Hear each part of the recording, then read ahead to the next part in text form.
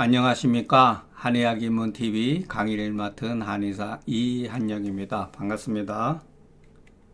자, 오늘은 35번째 조문. 계속 똑같은 얘기인데 변형해서 계속 쓴 글이에요. 지금까지 우리가 봤던 것들, 하리우의 맥절하고 수족 걸랭하나, 수제 걸랭하면 어떻게 되죠? 잘못하면 위층에 빠지는 거죠. 난치죠. 그런데 갑자기 맥이 제대로 돌아오고 수족이 따뜻한 생하고 맥이 불안 자는 죽는다. 지금까지 했던 얘기죠.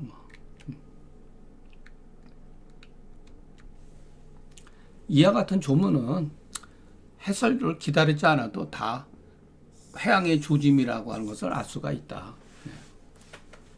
똑같은 얘기죠, 자, 이 조문이 이제 앞에서 한 2번, 3번 나오고 여러 번 나왔죠, 이거에. 하리 복창만하고 신체 동통자는 선운기리하고 내공기표라. 이거 상한론 조문에서도 나왔던 거죠. 온리엔 의사역탕하고 공표엔 의계지탕이라. 이런 게 전부 다 오해의 소지가 있는 거죠. 공짜라는 말이. 다시 한번 하리 복창만하고 신체 동통자는 선온기리하고 내공기표라. 이것은 사실은 이거는 전부 다 해석이죠. 해설이죠. 해설. 크게 보면 해설. 이게 중요한 거예요. 하리 복창만하고 신체 동통하다. 이것이 중요한 거고, 이것은 이 조문에 대한 해설이기 때문에, 옛날 사람들의 해설이기 때문에, 취할 수도 있고, 자기 나름대로, 치료하면 됩니다. 여기에서. 이게 중요한 거죠. 하리 복창만하고 신체 동통자에는 어떻게 치료할 것인가. 여러분 한번 생각을 해보세요. 환자가 왔는데 설사를 하는데 배가 조금 창만하고 가스가 그런 경우도 있거든요. 헛배죠. 만약에 복창만 여기에 대변 분리하면서 복창만 하면 당연히 실증이죠. 여기서는 그 상대적인 게 허증이죠. 어떻게 크게 보면 이게 태음병에도 속해요. 소음병에도 속하지만 태음병에도 속하죠. 이게 신체 동통한다. 그러니까 우리가 이 조문을 여기에서 이거 일종의 답이죠. 이거는 답. 이거는 문안, 질문이죠. 질문에 우리는 답을 보니까 이거 당연하죠. 그런데 실질적으로 이 답을 보지 않고 이와 같은 환자가 왔을 때 우리는 어떻게 치료를 해야 될 것이냐면 쉽지가 않다는 얘기예요. 그렇기 때문에 잘 이거를 이해를 하셔야 됩니다. 이것도 벌써 금계유락에서도 지금까지 한 4-5번 나왔어요. 앞에 시간에서 대총령탕으로 인해서 역치를 했을 때 나타나는 괴병으로 인한 부작용도 벌써 여러 조문에서 약간 변형시키고 미묘하게 표현했을 뿐이지 그 이면에는 발한제를 잘못 썼을 때 탈핵망향으로 인해 가지고 나타나는 증상들을 여러 번 이렇게 기술을 해놓은 것을 알 수가 있습니다. 그러니까 중경소 조문에 사실은 제가 이거를 썼기 때문에 여기서 또 그렇다고 중경소 조문을 봐라 이렇게 얘기할 수도 없고, 간략하게 말하자면은 대체로 하리하면은 복 불만하죠. 그죠? 설사를 하고 막 쫙 짜가면은 배가 그냥 오히려 붙어야죠. 근데 오히려 이언을, 그런데 오히려 헛배가 차니 빵빵하니 이것은 열실의 만이 아니니 하에서는 안 된다. 그런 다망, 지나치게 공표 의계지탕이라는 것을 믿어버리면은 계지탕으로 만기양으로 여기 여기게 되니 이것은 옳지 않다. 예, 그 조문에 이게 나와요. 예. 계지탕을 복용했더니 뭐라 그랬단 말이에요. 예, 상한론 조문에도 나온다고, 이런 조문이. 예, 그러니까 이런 식으로 인식을 하는 거예요. 그런데 그 금교열학에서는 오히려 계지탕을 가지고서 복기향이라고 표현을 했거든요. 그러니까 어떤 조문에서는 복기향이라고 그러고 어떤 조문에서는 만기향으로 해석할 수 있는 여지가 있는 거죠. 그러니까 이것은 올바르지 못하다. 예, 잘못 이해하면은. 자, 이거 제 생각은 이렇다는 얘기예요. 요거 그 상한론 조문에서 제가 해석해 놓은 거 그대로 인용을 한 거니까. 자, 계지탕의 그 처방은 바깥으로는 기부의 사기를 풀고 안으로는 복중의 잠재적인 수음을 풀어준다. 예, 복중에 수음이 있다는 거예요. 계지탕은. 왜 그러냐면은 생강이 있잖아요. 안이 건조하면, 위가 건조하면 생강을 쓰면 안 되죠. 계지도 써서도 안 되는 거고. 그러니까 계지탕은 바깥으로는 기부의 사기를 풀어주면서 복중의 숨을 산한다. 이게 바로 해기가 소위 기상충을 치료한다는 뜻이에요. 상한론 조문에 보면은 계지는 본이 해기니 이런 말 있잖아요.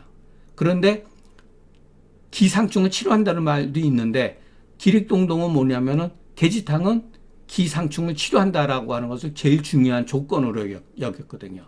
그러나 우리는 두 개의 뜻을 같이 이해를 해야 돼요. 해기하는 것이 바로 기상충을 치료하는 것이다. 그러니까 해기하는 것과 복중의 수기상충을 치료하는 것이 다른 게 아니라는 거예요. 예, 동시성을 가지고 있는 거죠. 외가 치료되면서 내증에 이것도 저절로 치료가 된다. 그렇기 때문에 계지탕의 양력이 하리천곡의 그 끝이지 않는 데는 미치지 못하지만은 양력이 다소 떨어지지만, 예, 이렇게 여기는 것은 양력이 미치지 못한다고 하는 것은 옳지만 하리천곡 부지에 마땅하지 않다는 것은 옳지 못하다. 여러분, 계지탕은 하리천곡에도 쓸 수가 있어요. 예. 그렇기 때문에 사역탕의 양력이 신체 동통에 미치지 못한다고 하는 것은 그래도 옳지만 신체 동통에 마땅하지 않다라고 여기는 것도 옳지 못하다. 예. 조문의 뜻은 다른 게 아니다. 하리 복창만 하고 신중 동통한 자는 사역탕으로 치료하되, 그러면서 병증이 치료되면은 별 문제가 없는 거예요. 끝난 거예요. 그런데 하리천곡이 치료됐음에도 불구하고 만약에 신중 동통하고 신중 동통증이 해소가 되지 않거든, 그때는 계지탕을 쓰면 된다. 이런 뜻이에요. 반드시 사역탕을 치료하고 나서 나중에 계지탕을 쓰라는 뜻이 아니라 사역탕을 써가지고 다 치료가 되면은 별 문제가 없는데 하리천곡은 치료가 됐음에도 불구하고 신중 동통이 어느 정도 해소가 되지 않은 경우에는 계지탕을 그때 가서 쓰면 된다. 예. 이와 같은 경우에 개인적으로 나는 계지탕에다가 사역탕을 합방해서 쓴다. 예. 어찌 이것이 불가한 것이 되겠느냐. 얼마든지 합방해서 쓸 수가 있죠. 뭐 사역탕을 치료하고 사역탕으로 옮기려 하고 왜 그 공기표를 따로 합니까? 충분히 쓸 수가 있죠. 아, 너는 그러면은 왜 함부로 옛날 사람이 만들어 온 법을 위반할 수가 있느냐, 그렇게 말할 수도 있겠지만, 여러분 저기 계지가 부자탕은 그러면 왜 계지탕에다가 부자를 쓰죠? 그렇잖아요. 합방할 수도 있는 거죠. 자, 하리오대 삼부맥이 모두 평하나 안지에 복진했다는 것. 심화견자는 여기도 심화비라고 썼자고 딱딱하다 그랬거든요. 예, 이런 표현을 잘 봐야죠. 그렇기 때문에 급히 하야 된다. 예. 만약에 이것이 심화비면은 하하면 안 되죠. 예. 화해를 해야죠. 화해. 화해죠. 화지해야죠. 예. 이때는 대승기탕이지만은 심화비가 되면은 상황에 따라서 반화사심탕이라든가 사군자탕이라든가 이런 거를 쓸 수가 있죠. 그러니까 항상 우리는 그 상황에 대해서 우리가 해석을 하면 된다. 이렇게 보면 됩니다. 그리고 이런 것들은 아이고 이런 표현 항상 주의 깊게 봐야 된다. 예, 주의를 가지고 봐야 된다. 대체로 하리자는 소음병의 징후죠. 예, 우리가 그냥 그 관용적으로 쓰는 말이니까 저도 그냥 인용해서 쓴 거예요. 소음병의 징후이기 때문에 대체적으로 하리하면은 소음병이기 때문에 사육탕을 나는 눈 감고 쓰면 되죠. 그냥. 예, 이 경우에 하리를 취하지 않고 다만 심화견을 근거한 것은 급박하기 때문이다. 예, 이게 무서워요, 사실은. 우리가 문자로 해석할 때는 뭐 쉽게 생각할 수가 있지만은 정말로 막 하리하는데 복진을 했더니 이 사람이 심화가 견하면서 있다. 그래 여러분 이런 경우에 대승기탕을 쓸 수가 있겠습니까? 무서워서 못 써요. 예. 그런데 써야 된다는 얘기예요. 조문 가운데 급하, 급온 이런 표현들 있잖아요. 그죠? 어떨 때는 뭐 당하지니 의하지니 그냥 가하지니 이렇게 말 쓰게 되면 여기서는 급히 하야 된다. 급히 오해는 해야 된다. 이것은 병세가 위독하다는 뜻이에요. 그러니까 장차 무언가 병고가 생길 수 있으니 평범한 병증에 가히 완만하게 치료하는 것과 같지 않다. 이럴 때는 정신을 바짝 차려야 된다는 거예요. 조문에서 이런 말을 썼을 때는. 근데 무섭죠. 여기 이런 거에 대해서 우리가 책에서 보면은 뭐 이런 말 나올 수가 있지만은 실제적으로 우리가 경험에서 편견이 참 우리는 지식이 짧기 때문에 지식이 짧으면 편견을 가질 수밖에 없어요. 무서우니까. 여러 번 할이 막 설사하는데 대승이 다 못 써요. 무서워서. 근데 쓰라는 거예요. 옛날 사람들은.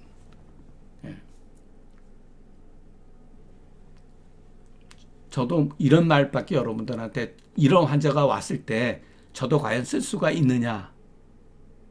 참 무섭다는 얘기예요.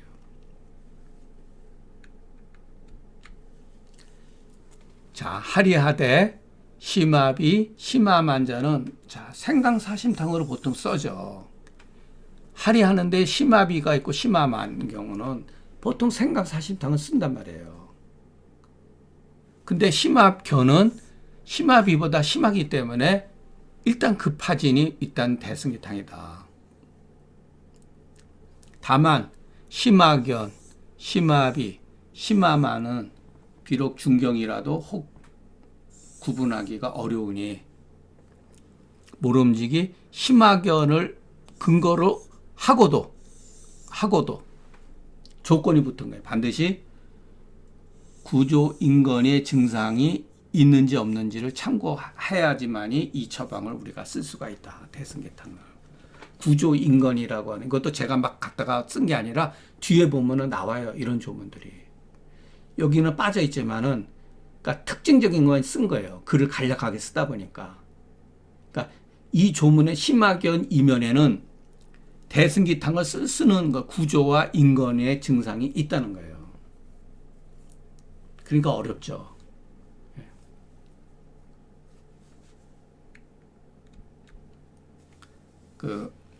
저한테 환자분 가운데 제가 최근에 오진한 경우인데 이와 같은 저한테 약을 굉장히 많이 복용하신 분이에요. 열이 좀 많고 힘든 일을 하시고 그런 분인데 약을 되게 좋아하시고 그래서 지금까지 뭐 이분이 저하고 한 7, 8년 동안 저한테 약을 굉장히 많이 줘가시고, 그리고 이제 그 식당을 하시는 분인데, 처음에 왔을 때는 이 흉비증이 굉장히 심했어요. 그리고 상기증이 굉장히, 상열증이 되게 심했어요. 상열증이. 그리고 나이는 거의 70세.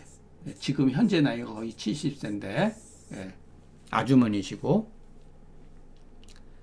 그래서 그 변비도 조금 있고, 처음에는 이제 그 백호탕에다가 그 승기탕을 합방해서 썼어요. 그리고 이제 거기다가 사물탕도 합방해서 쓰고, 그래도 약이 많지 않아요. 막 서너 가지밖에 안 되니까 뭐 한 12가지, 2가지 정도밖에 안 되죠. 그래서 잘 들었어요. 근데 어느 순간에 저한테 그러더라고요. 열이 더 오른다고. 잘 복용하시다가. 그래서 예전에 제가 여러분 그런 게 있어요. 열이 막 심할 때 찬약을 갖다가 갑자기 찬약을 써버리면은 열이 더 튀는 경우가 있어요. 그래서 여러분 병에도 이 간첩이 있어요. 간첩. 간첩이 뭐죠? 스파이가? 정체를 알 수가 없는 거죠. 속은 찬데, 원래 성질은 찬데, 요거를 약간 따뜻하게, 온하게 표정하는 수가 있어요. 예. 그래가지고, 여기다가 어떤 약을 썼냐면은, 강하라고, 제가 생각하는 약간 발표제를 썼어요. 그러니까 조금 열이 덜 올라온다고 그러더라고요. 근데 또 요번에 오셔가지고, 복진을 하니까, 이런 거는 되게 많이 좋아졌어요. 뭐 이분이 약을 뭐 한두 젠 복용이 아니라 뭐 거의 뭐 한 수십 제를 복용을 했기 때문에, 그래도 오면은 제가 한 복진을 했는데 항상 여기가 딱딱했어요. 여기가. 예, 그냥 심화 B 정도가 아니라 심화 말고 진짜 딱딱했어요. 그래서 그 전에 쓰던 거를 해가지고 사물탕에다가 섞고 죽여 놓고 대승기탕을 썼거든요. 근데 이틀 지나고 나서 전화가 왔는데 배가 아프다는 거예요. 지금까지는 계속 괜찮았는데 이 약이 안 맞는 거예요. 아프다는 거예요. 그래서 못 먹겠다고. 그래서 그 석고하고 대왕은 빼고 다른 약은 거의 똑같이 쓰고, 건강하고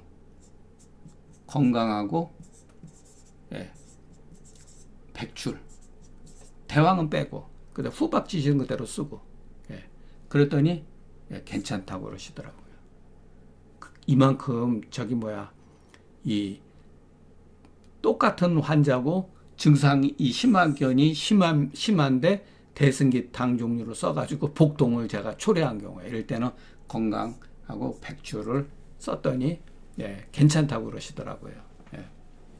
참 저도 이렇게 강의를 이렇게 하면서 요번에도 또 새로운 걸 배웠어요. 그리고 약에 아까도 얘기했지만은 약에도 그 병증에 그 스파이를 집어넣어야 된다. 스파이를, 간첩을 써야 된다. 여러분 옛날 사람들 간첩 없는 줄 아세요? 요순 시절에도 간첩이 있었어요. 간첩 없으면 나라가 존속이 안 돼요. 약 같은데 제일 좋은 간첩이 저기죠. 감초죠, 감초. 감초만큼 좋은 간첩이 없어요. 대열대안에 다 감초를 쓰거든요. 완화시켜주기 때문에. 그렇기 때문에 열이 펄펄 끓을 때 찬약을 보통 갑자기 탁 집어넣으면은 약이 탁 튀는 경우가 있어요. 제가 요거를 경학전에서 본 기억이 나요. 이 스파이 약에도 그런 중화를 시키면서 서서히 이렇게 변화시켜주는, 급하게 서두르지 말고 약간 돌아가면서 치료하는 경우. 그러니까 열이 막 날 때 너무 청화지제만 쓸 게 아니라 약간 가벼운 강활이라든가 독활 같은 경우, 강활 독활이 풍약만 있는 게 아니라 약간의 발산지제도 있다고 봐요. 그러니까 그런 거를 경우에 따라서는 간첩을 약에도 써야 된다. 참 진짜 환자를 보면 볼수록 어떨 때는 참 두려운 경우가 많아요. 어떨 때는 저희가 최근에 그 약을 쓴 그 케이스인데 몸이 하지가 막 떨려요. 연세도 많으시고. 근데 몇 년 전에 약 쓴 거 보니까 제가 워낙 그 백호탕 종류를 많이 써가지고 열도 막 나고. 근데 지금은 그런 증상이 없어지고 조금은 있는데 추위를 많이 타고 막 하지 경련이. 그러니까 아까 우리가 배운 근척 육순의 증상 같은 게 막 나타나는 거예요. 요즘에 봐서는 파킨슨병으로 의심이 될 정도로 다리가 한쪽 다리가 막 떨리고 그 진동에 의해 가지고. 근데 진무탕을 썼어요. 진무탕만 쓴 건 아니에요. 여기다가 조금 가감해서 썼는데, 예, 기본방은 팔물탕에다가 그 부자를 써버렸어요. 모르겠어요, 이 결과는. 또 한 번은 막 다혈질이고 막 열이 펄펄 막 그러는데, 이번에 또 낭습하고 또 습진이 심해요, 또. 그래서 그분은 이제 팔미환계통으로 예전에 이 성질이 굉장히 급하고 막 열이 나는데 팔미환 쓸 수가 있고 팔미환 썼더니 오히려 습진이 좋아지더라고요. 또 예, 그런 경우가 있더라고요. 하여튼간에 그게 이제 그 환자가 치료가 되는지 더 악화가 되는지는 제가 한 달 뒤나 이렇게 봐서 생각나면 말씀드리겠습니다. 네, 오늘 강의는 여기서 마치겠습니다. 경청해 주셔서 감사합니다.